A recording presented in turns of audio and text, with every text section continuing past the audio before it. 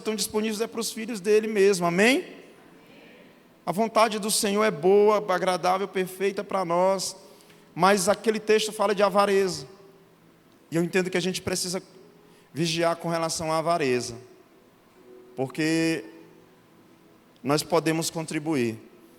A gente às vezes passa a vida inteira dizendo assim: eu queria ganhar mais para me ajudar. Só que o certo é a gente começar a ajudar como a gente pode. Um dia desses a gente recebeu a doação de um pacote de arroz pela metade, passada a fita. E eu fiquei pensando, essa pessoa entendeu. Ela entendeu o propósito. Porque alguém olharia, pastora Francilene, para o pacote de arroz e diria: eu não posso, que eu só tenho esse pacote. Ela tirou a metade, dobrou o plástico e passou uma fita. Ela doou metade do pacote que ela tinha. Entendeu o propósito? Meus irmãos, o nosso erro é achar que enganamos Deus. Deus, eu estou de moto, mas quando eu estiver de carro eu vou ser outra pessoa. Ele sabe o nosso coração. Então eu quero te convidar, a partir de hoje, quando for fazer tuas compras no supermercado, se você puder adotar essa causa, de separar um alimento, um pacote, 1 quilo, uma lata, uma caixa, um fardo, como Deus tocar no teu coração, para que a gente mantenha a obra naquele lugar. E se você não foi lá, quero te convidar a ir. Eu queria te mostrar um rapaz que formou semana passada, mas eu vou trazer ele aqui para testemunhar. Ele formou semana passada, eu levei ele para lá, dessa grossura.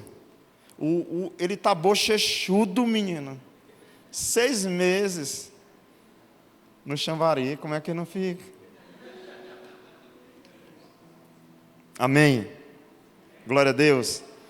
Então nos ajude nessa missão. No nome de Jesus, eu tenho certeza que nós não vamos deixar a obra naquela comunidade terapêutica parar. Amém, meus irmãos? Quero convidar você a abrir a sua Bíblia nesse momento.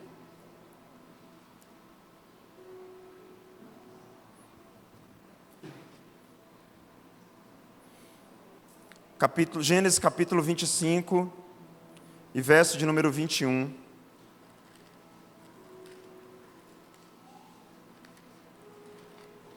Gênesis 25, 21.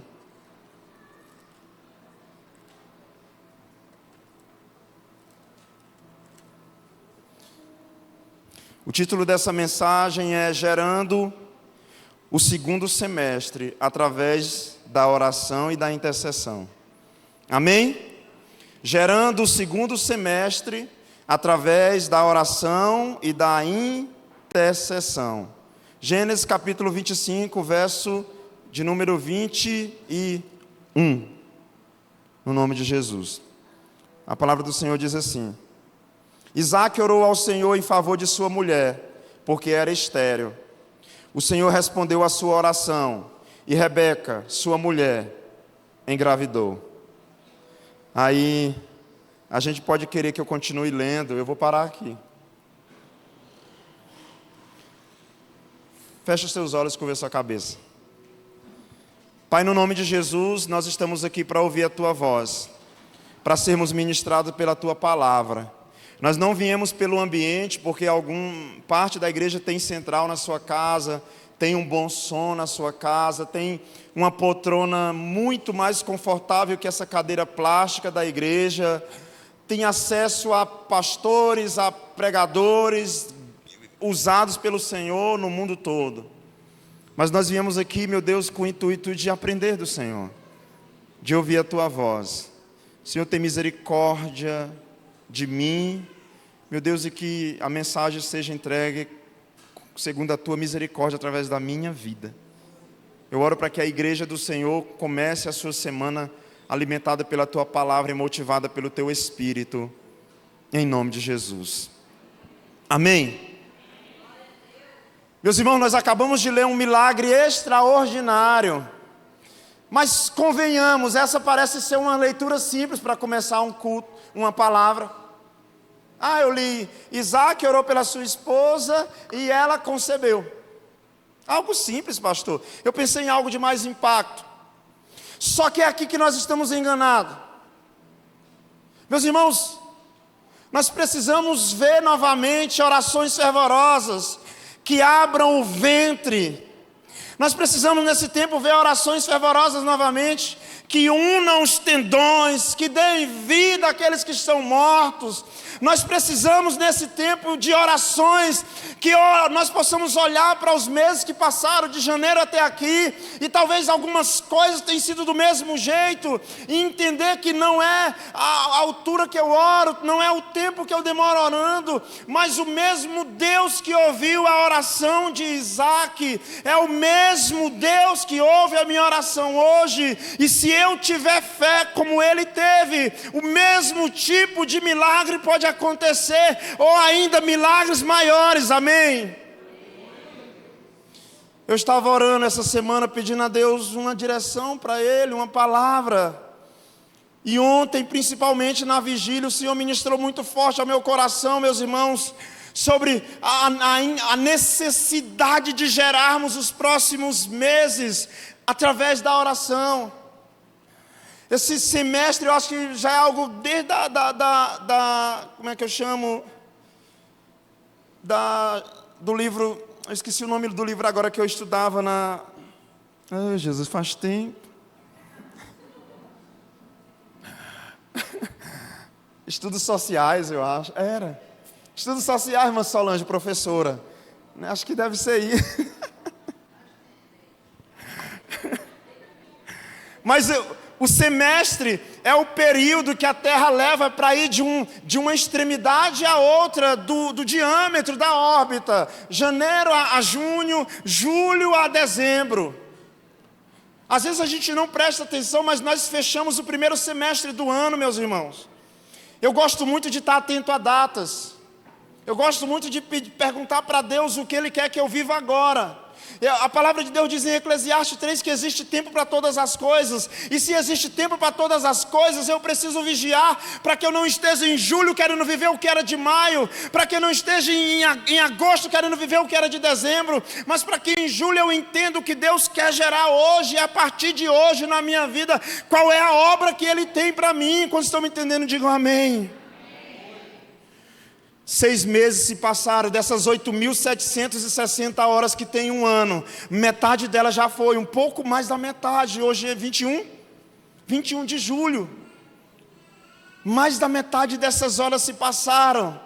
Você que no último culto da virada estava com um caderninho, fazendo anotações, fazendo pedidos de oração, e anotou tantas coisas, irmãos, chega a época do ano em que a gente precisa olhar para aquelas anotações e ver o que aconteceu e o que não aconteceu, e perguntar se não aconteceu ainda, o porquê de não ter acontecido.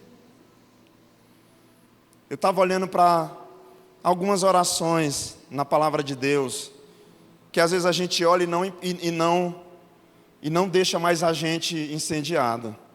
Mas eu acho que não tem como um cristão genuíno olhar para uma oração como essa.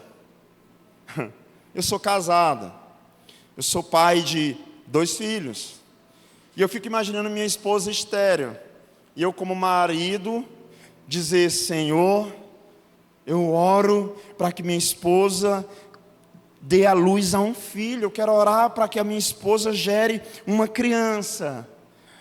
E a Bíblia diz, Isaac orou instantaneamente ao Senhor por sua mulher, que era estéril, e o Senhor ouviu as suas orações, e Rebeca, sua mulher, concebeu. São orações que geram vida. Orações que geram vida. Esse é um tempo para que a gente seja ousado, para orar por coisas que foram declaradas por médico, talvez que não tinha jeito. É o tempo de nós nos movermos novamente espiritualmente, de forma que as nossas orações, meus irmãos, venham gerar vida, porque o mundo tem jogado suas carradas de entulho. Você já viu? Eu estava olhando sexta-feira uma carrada de seixo derramar, uma carrada de barro. Você já viu o que é aquilo? Eu tive que correr para tirar algo que estava no chão, porque uma vez que ele derrama aquele trem no chão, se você estiver embaixo, eu não sei se dá tempo sobreviver, respirar lá. É muita coisa de uma vez só. Demora para carregar às vezes, mas quando o hidráulico se movimenta e sobe aquele trem, e ela abre a comporta, é muita coisa que vem. E onde é que eu quero chegar? Às vezes a gente está desse jeito, recebendo essas cargas. Você chega em julho já 50% derrotado, diga misericórdia. Seja a opressão maligna, seja pensamentos infrutíferos. Às vezes a gente não tá estéril no ventre, mas nós estamos vivendo de janeiro a junho uma esterilidade espiritual. Diga misericórdia, Senhor. Nós estamos vivendo um período de infertilidade, irmão, nas nossas vidas. E é preciso que quando períodos como esse aconteçam, homens e mulheres de Deus se coloquem de pé, façam orações para gerar vida, para que haja vida novamente, igreja. Hoje um pastor olhou para um pé de laranja que tem a gente estava lá no Vigilhão e tem um pé de laranja desse tamanho que a gente plantou. E um dos pastores estava lá e ele disse: olha, pastor, se você quer que ela dê fruto, corte esses 2 galhos. E eu fiquei pensando, os 2 galhos mais bonitos da árvore. E ele disse: corta bem aqui, porque se deixar, eles vão tornar essa árvore infrutífera. E às vezes a gente tem olhado tanto para a aparência, tem olhado tanto para construções, tem olhado tanto para aquilo que enche os nossos olhos.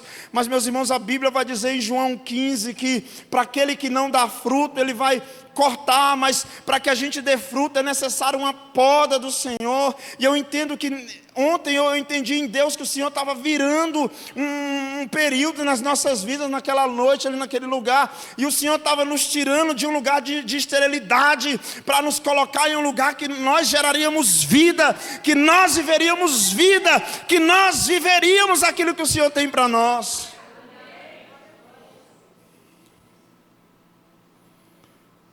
Um cristão genuíno não pode chegar em julho, olhar para trás e não pensar: quantas almas eu ganhei esse ano? Através do evangelismo pessoal. Eu não posso contar essas que vêm domingo aqui. Foi o irmão que convidou, foi a família que orou. O pastor só disse: repete comigo, em nome de Jesus eu te recebo. Não, eu não ganhei essa alma para Jesus. Eu ajudei, né? Mas não é uma pedra completa, só uma lasquinha da pedra lá na coroa. Às vezes tem uma mãe intercessora ali, de fervorosa, na presença do Senhor. Mas, meus irmãos, tem um homem na Bíblia chamado Abraão, quando ele vai interceder por Ló. Aliás, eu acho Abraão um homem muito ousado. Muito ousado. Ele entra na presença de Deus e fica dizendo para Deus: Senhor, e se acontecesse mais uma coisa? E se mais uma coisinha? E se mais uma coisinha?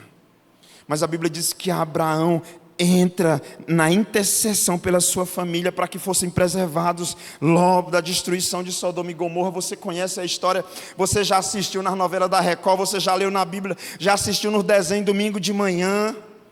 Mas ele entrou na presença de Deus nesse processo de oração para alterar destino, para alterar o futuro, meus irmãos. A Bíblia em tempo inteiro mostra orações que alteraram futuros, orações que alteraram destinos. O que vocês acham que a gente fez nessas consagrações hoje aqui? São orações que mudam destinos, são alterações, orações que projetam o futuro, são orações que geram vida.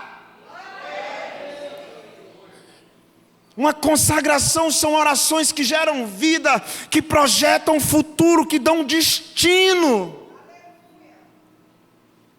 E eu entendi em Deus que se nós queremos viver algo diferente, não adianta você comprar camisa de uma cor, você mudar de bairro dizendo: eu vou viver algo diferente. A Bíblia diz que sempre que o milagre aconteceu, sempre, teve fé presente, irmãos. E quando ele não aconteceu, a Bíblia narra que faltou honrar, faltou fé. Como nós temos olhado para os próximos desafios. Aliás, meus irmãos, deixa eu abrir uma um parênteses aqui. Eu entendo que algumas coisas na vida de algumas pessoas, isso é uma percepção espiritual, podem estar acontecendo como na vida de José. Talvez você não viveu até aqui aquilo que você esperava viver. Aliás, tem coisas que têm acontecido na sua vida que você está até dizendo assim: eu sei que Deus se esqueceu de mim. Porque não é o que você esperava, não é o processo que você esperava. Deus disse para você: 2024 vai ser diferente. Você está em julho dizendo: não precisava ser tanto, Deus. Mas você já viu como ele fez com José? Irmãos, ontem quando eu orava pela família, de madrugada, acho que era umas 3:30 da manhã, não lembro que hora era aquela não. Se alguém me ajudar aí, que hora era aquela que a gente orando pela salvação das famílias. O Senhor me trouxe à memória José. Existe um processo, escute isso, igreja. Eu estou vindo de uma vigília, uma noite inteira, eu não vou pregar hoje não. Você vai anotando o que Deus está falando, porque daqui a pouco eu digo amém. É um culto diferente, eu não falei nem ponto 1, ponto 2, vocês viram? Então preste atenção. Eu ainda estou ligado no 220. O Senhor me trouxe a vida de José. E eu orando por família, o Senhor me traz a vida de José. E eu digo: sim, o Senhor está dizendo que eu vou sofrer mais ainda orando pela minha família. E eu sentia como o Espírito me dizendo: alguns processos são assim. O começo, você vai precisar aprender a depender de mim, a confiar em mim, a entender que ser vendido, a entender que sofrer, a entender que ser esquecido faz parte de um processo para te ensinar a ouvir a minha voz, para te ensinar a confiar em mim, para te ensinar a depender de mim. Às vezes, janeiro a junho é um processo de te fazer um cristão cascudo, te fazer um crente com as costas largas, para que daqui a pouco eu ponha a tua família diante de ti, e as tuas orações façam com que tua família seja livre do inferno, seja guardada na época da sequidão.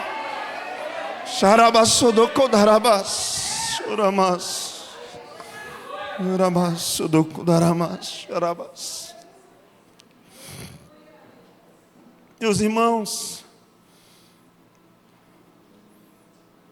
aliás, deixa eu te falar uma coisa. Se você tem pessoas afastadas na tua família, ouça isso, por favor. E você não tem um propósito pela salvação dos teus, tua vida cristã está com defeito. Se você tem pessoas afastadas do Senhor na tua família, e você é um servo do Senhor, e você não tem um propósito pela salvação da tua família, tem algo errado com o cristianismo que você está vivendo. Porque o cristianismo genuíno é renúncia para que outros conheçam a Cristo. Eu morro, eu passo pelo processo, eu diminuo, eu renuncio. Meus irmãos, às vezes tem pessoas da nossa casa afastadas, longe do Senhor, desviados, e nós estamos vivendo como se nada tivesse acontecendo. Não é assim que funciona. Eu decidi há alguns anos que enquanto não acontecesse salvação na minha casa, algumas coisas eu nunca voltaria atrás.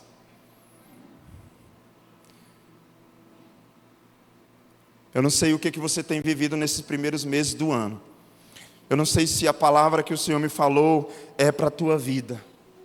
Mas eu entendo que algumas coisas que aconteceram, e eu me sinto a liberdade de falar isso aqui, era para que você aprendesse a depender do Senhor, a ouvir a voz dEle, a viver um nível de dependência, de intimidade com Ele. Para que nos próximos meses, para que na próxima estação que está vindo, você viu como as coisas estão estranhas? Meus irmãos, a gente falava setembro, mês das queimadas, agosto, em junho está tudo queimado já. Tudo doido esse mundo. Será que só o crente não está atento ao que está acontecendo?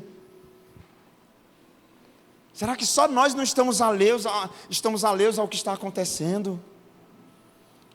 O Senhor tem pressa, meus irmãos. O Senhor tem pressa, igreja. É hora de olhar para as infertilidades, para as esterilidades, estender a nossa mão e dizer: vida de Deus, eu profetizo vida de Deus. Pegar a mão, tacar a mão no óleo, taca a mão no óleo, chega na porta lá, não sei se é da loja sua, da empresa, labrega ela de um óleo ungido, e diga: Senhor Jesus, eu quero declarar vida de Deus a partir de agora. Tacar na testa de um crente da tua família, sim, e dizer: eu declaro vida de Deus, eu, em nome de Jesus Cristo, eu vou gerar os próximos meses desse ano, diante da presença do Senhor, mas eu não quero gerar de forma comum, eu não quero puxar a poltrona, eu não quero ligar a central, eu não quero ligar o televisor gigantesco e ver a vida passar. Senhor, o Senhor tem uma história, o Senhor tem um processo para que eu viva, e eu quero, em nome de Jesus Cristo, viver tudo aquilo que o Senhor tem para mim.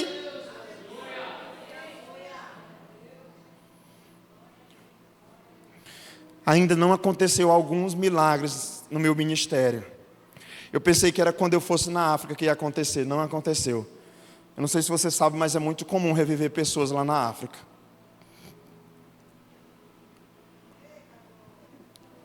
Aliás, o nível espiritual no continente africano é muito diferente. Aqui a gente vê bruxaria, o que é? Você está andando aqui na ferrovia e vê uma garrafa de vinho, uma galinha preta, né? Na África você vê bruxos flutuando. Não é mito, não é conto. É o nível, a atmosfera espiritual que existe naquele lugar. Eu cheguei lá, eu pensei que eu ia ressuscitar alguém. Não, nem morreu ninguém enquanto eu estava lá. Será que eu orei errado? Para reviver alguém? Enfim, né? Não. Vamos lá. Vamos caminhar. Mas, meus irmãos, Deus sabe. Tem umas coisas que eu quero viver antes dele me arrebatar. Tem uns milagres que eu tenho pedido a ele. Hoje eu passei, hoje à tarde. Eu passei na lateral de um cemitério e eu fiquei pensando: Senhor Jesus, quando é que vai acontecer? Já falei para vocês que eu estou no velório fazendo um culto fúnebre. Eu vou com a mão aqui de lado, aqui, né? E eu vou aqui de lado, eu toco aqui no... Né? E eu digo: Senhor Jesus, é agora. Meu Deus, se o Senhor tem propósito, levanta. Aí eu olhando para a família com outro olho aqui, né? Levanta, Senhor, em nome de Jesus. Mas eu anseio, irmãos. Eu anseio pelo que Isaac viu.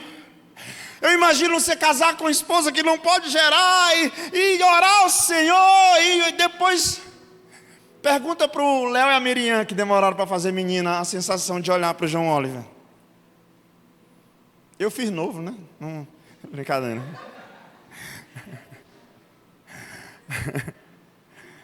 Meus irmãos, imagine você olhar e saber que é fruto da tua oração. Imagina você chegar em dezembro desse ano e ver coisas diante de você que você sabe que foram geradas, fruto das tuas orações que começaram em julho ainda, fruto do teu posicionamento diante do Senhor, fruto da mudança de postura tua, fruto de um redirecionamento que você passou, de uma entrada tua na presença de Deus, dizendo: Senhor, eu quero viver todos os milagres que o Senhor tem na minha vida a partir de agora. Eclesiastes 3, há tempo para tudo. Tudo. Se você for procurar caju agora, já tem em alguns lugares. A chuva do caju, nem sei se já veio. Já veio, gente? Não embolhou, não. Passou aonde? Onde era que eu estava? Já veio, se veio, não me molhou, nem vi. Na vilinha molhou, olha, gente. Eu estou morando no bairro errado. Eu estou morando no bairro errado. No Leandra não choveu, não.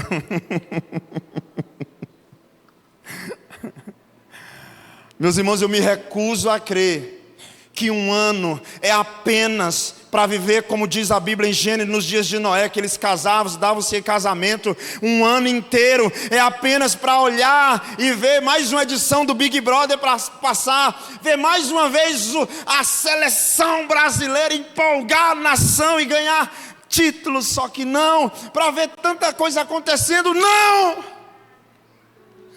Deus vive, irmãos. E se Deus vive, os milagres dele continuam disponíveis para nós hoje. O sobrenatural dele continua disponível para nós hoje. A gente viu ontem na vigília, pessoas que não conseguiam se ajoelhar, a gente orando lá, e o homem dando pulo. Aí teve um que disse que estava com dor na coluna, e o missionário Pedro fazendo aquele ato profético ali, orando por cura, e eu botei a mão na coluna dele ali, e eu digo, eu quero sentir na hora que a coluna dele fazer um cutruco assim, que é para mim, minha fé aumentar mais. Não fez o cutruco, foi diferente, acho que foi de dentro para fora, né? Mas quando ele disse na coluna, eu botei a mão, eu digo, eu quero sentir os ossos, sabe, os ossos se obedecendo à voz do Espírito, aleluia. Eu digo, eu quero sentir um osso tocando no outro e dizendo, é Deus que está falando, te endireita a coluna, te endireita a coluna. Eu não senti, mas o homem deu um pulo e digo, olha o que eu estou fazendo, eu estou dobrando, eu estou indo para lá e para cá. Meus irmãos, ainda tem poder de Deus disponível. Está faltando é crente que crê. Está faltando é crente que crê que isso está disponível. Então, para me finalizar, eu vou falar ponto, né? Porque senão diz que não é pregação. Ah, meu Deus. Abra sua Bíblia no livro de Isaías. Isaías, capítulo 40, verso 31, por favor. Vamos pregar então. Brincadeira, gente, eu não vou fazer isso com vocês, não.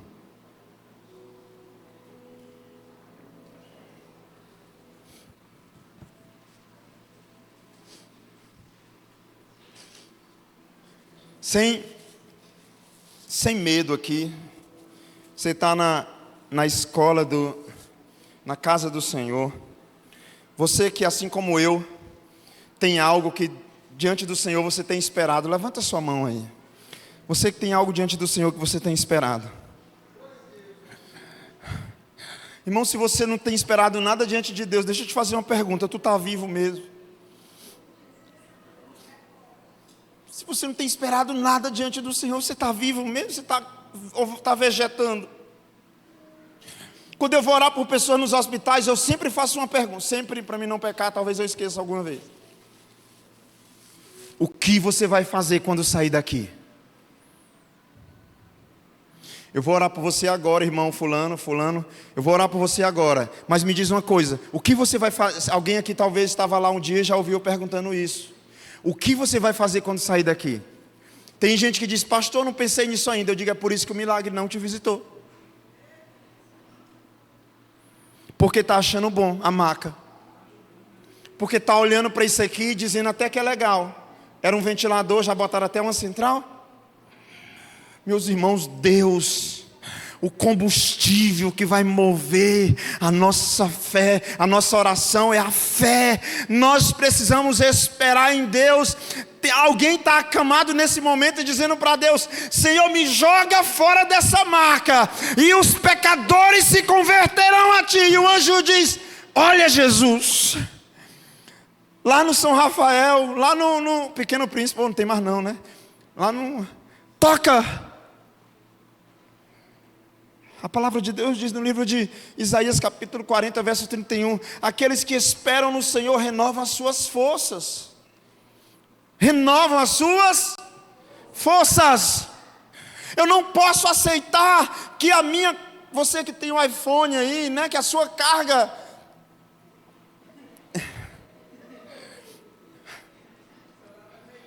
Meus irmãos, você lembra de andar com um carregador dentro da tua bolsa? Você lembra de andar com a power bank no seu bolso? Você lembra de andar com o carregador do seu notebook? Você lembra de andar com um cabo para fazer a chupeta no carro lá? Você lembra de andar com material para tudo? Mas as nossas forças às vezes estão indo embora, a nossa esperança, e nós nos esquecemos de nos renovar no Senhor. Diga misericórdia. E eu volto para o salmista. Por que tu está assim, minha alma? Espera em Deus, criatura, te converte. Irmãos, eu tenho uma convicção. Eu tenho uma convicção. O Deus que me prometeu nunca falhou e nunca falhará. Nunca! Pastor, mas já está em julho. Ô, meu irmão, vai para a presença dele e vai descobrir o porquê que não aconteceu ainda. Pastor, mas o Senhor falou que em 2024, eu quero te dizer que passou a metade do ano, mas Deus não precisa de 6 meses, ei. Às vezes a gente é tão limitado que a gente fica pensando, só tem 6 meses para Deus fazer um milagre. Olha, irmãos. O salmista disse, deixa aos meus dias o comprimento de um palmo. Olha o tamanho da grandeza desse Deus. A minha vida é como um sopro, como uma relva que aparece, mas logo desaparece. Olha a grandeza desse Deus. O que é 6 meses para Ele fazer um milagre? Meus irmãos, nós precisamos nos reanimar no Senhor, reacender a chama no nosso espírito. Se você puder anotar aí, eu vou renovar as minhas forças. Como um bom nordestino, coloque assim, daqui para frente. Eu vou renovar minhas forças até certos meios, até o final do ano. Mas anote isso. Anote. Eu vou renovar as minhas forças no Senhor. Eu não aceito ficar esgotado, estagnado. Eu não sei qual é o milagre que você quer ver, irmãos. Eu tenho uma lista. Eu tenho. Eu tenho uma lista de coisas que eu preciso ver acontecendo. Tenho. Eu tenho uma lista de milagres. Aqui, diariamente, chega uma notificaçãozinha. Orar por fulano de tal, orar por fulano de tal.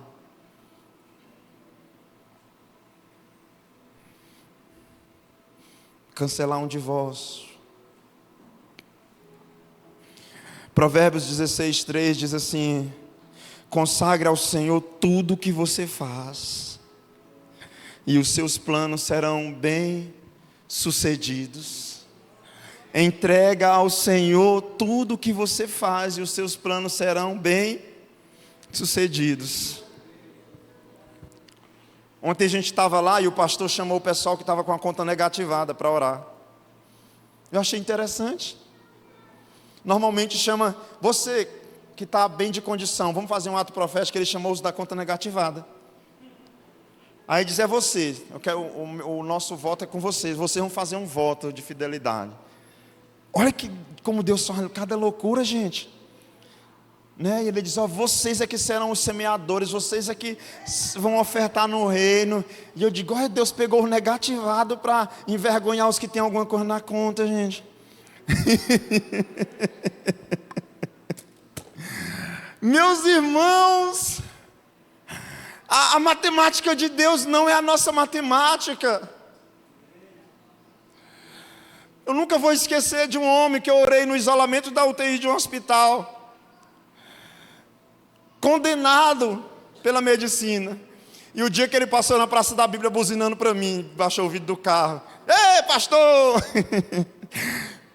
E eu fiquei vendo aquele filme dele passando e pensando, meu Deus, era a mesma criatura que estava lá, despachado, com um negócio enfiado aqui, que eu não sei falar o nome daquela bolsa, daquele trem lá, e era ele que estava com coisa no nariz, na boca, no ouvido. Meu Deus!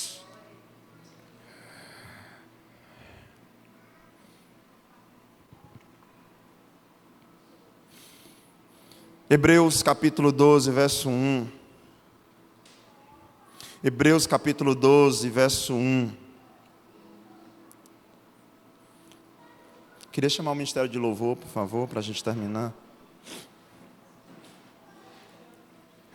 Portanto, também nós, uma vez que estamos rodeados por essa tão grande nuvem de testemunhos, Livremo-nos de tudo que nos atrapalha. Diga glória a Deus. Oh, meus irmãos. Irmãos, eu prego pouco esse texto para a igreja, mas eu prego demais ele para mim. Se eu pregasse para a igreja esse texto, tanto de vezes que eu prego ele para mim, a quantidade que eu digo, Lucas, isso só está te atrapalhando, Lucas. Lucas, te ajeita, moço. Se livra disso. Você que já leu o livro do Peregrino, ou já assistiu o filme, tem tanta coisa que nos atrapalha. A ótica, a física, sempre que você estiver afundando, livre-se do peso. Portanto, também nós, uma vez que estamos rodeados por tão grande número de testemunhas, livremos-nos de tudo que nos atrapalha e do pecado que nos envolve, e corramos com perseverança a corrida que nos está proposta, tendo os olhos fitos em Jesus Cristo, o autor e consumador da nossa fé. Ele, pela alegria que lhe fora proposta, suportou a cruz, desprezando a vergonha, e assentou-se à direita do trono de...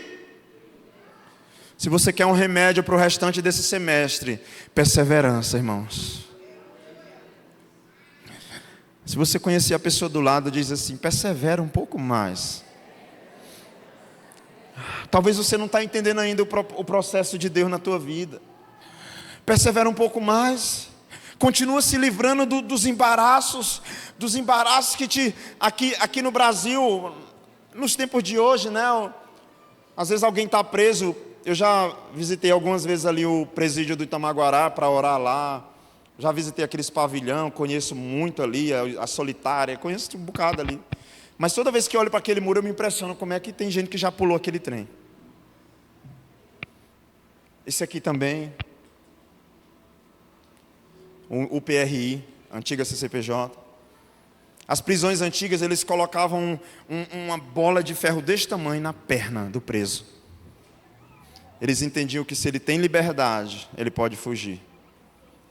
Se ele pode correr, ele pode fugir. Ô igreja, você não entendeu ainda.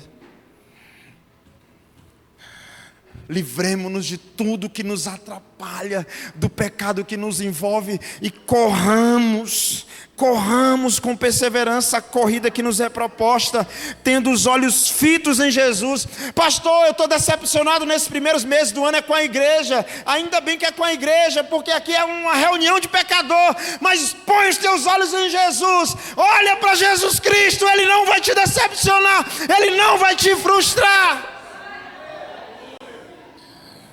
Eu me zanguei, foi com o irmão da igreja que comprou e não pagou, e se vender de novo é capaz de não pagar de novo, porque onde tiver gente vai ter calote, vai ter rolo. Mas se nós olharmos para Jesus Cristo, meus irmãos, é claro que o que te deu calote, se estivesse olhando para Jesus, não ia te dar calote, né? Isso é caráter.